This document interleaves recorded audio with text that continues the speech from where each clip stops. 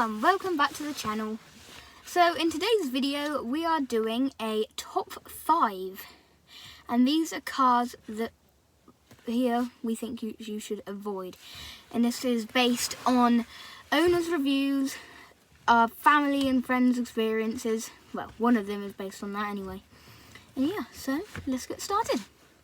So number 5, and that is the Chevrolet Cruze. So lots of the owners complain about reliability and the amount it is to run on this. In fact, the 1.6 petrol engine can be quite slow, and somehow owners say from this 1.6 engine they get MPGs in the 30s, which isn't great really. On the diesels, DPFs can be faulty, and on all fuels, electrical problems seem to be occurring. So that's number 5, and that's the Chevrolet Cruze. Okay, number 4 now, and that is the Chrysler Grand Voyager. Many owners of this car, again, criticise reliability and fuel economy. You can't expect good MPG from this car with that weight though, so I think I'll let it off with that.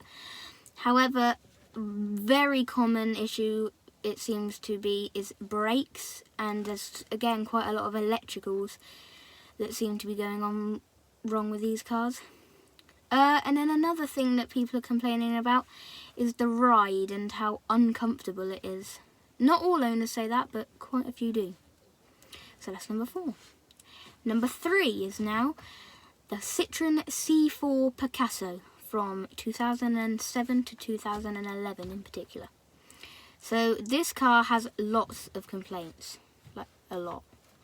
Mainly on electricals again, and actually very common on this car is the gearbox, both on the manual and the auto one. Again, running costs as well. Running costs are barely ever good with the auto versions of cars, but this isn't very good.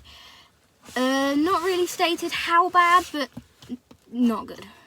Cheap build quality as well is frequently seen, and you actually quite frequently see recovery trucks holding C4 Picassos. Like, quite often I have seen C4 Picassos on recovery trucks, which is never really a good sign, is it?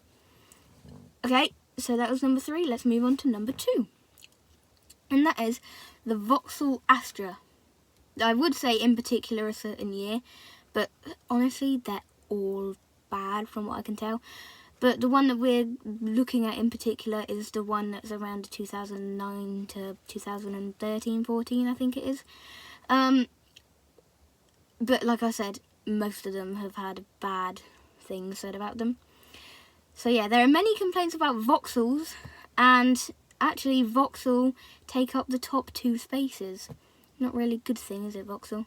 So at 2 is the Astra, and I can't really comment on common issues because the list seems to be endless. There doesn't seem to be any that are common. Everything seems to happen on these. Most of all complained about is the 1.7 CDTI, so the 1.7 diesel. They complain about the speed, they complain about the noise, they complain about the reliability. However, they don't complain about running costs. Apparently that's meant to be very good. However, on the 1.4 petrol, they do complain about the running costs. Fuel consumption is meant to be awful on those. As well as the 2-litre auto, because people have said that they see MPG in the 20s. That's in a 2-litre automatic. It shouldn't be that bad, especially for a hatchback its size. But reliability is seriously questioned across the range, not just on that 1.7 diesel. Across the whole range, there are seriously questionable reliability. So, the last car, like I said, is a Vauxhall, and it's the Insignia. So this one is based on experience from my family. So, fairly recently, we had a Vauxhall Insignia, and it was awful. Absolutely awful. The problem just kept coming and coming and coming. There's issues with the turbo, the head gasket, and then eventually when all of that got diagnosed, the engine just went. So they fixed the head gasket, they fixed the the turbo and all of that. They fixed all of the problems, but then it was still broken. It still wouldn't go properly. So a Vauxhall specialist had to come out, and this Vauxhall specialist said the whole bottom half of the engine needs replacing, and that would cost £2,000. So yeah, not very good, that is it. However, lots of owners have experienced awful reliability with these cars. It has ranged from just small electrical niggles, but then it also goes all the way up to serious engine problems like the issues that we faced.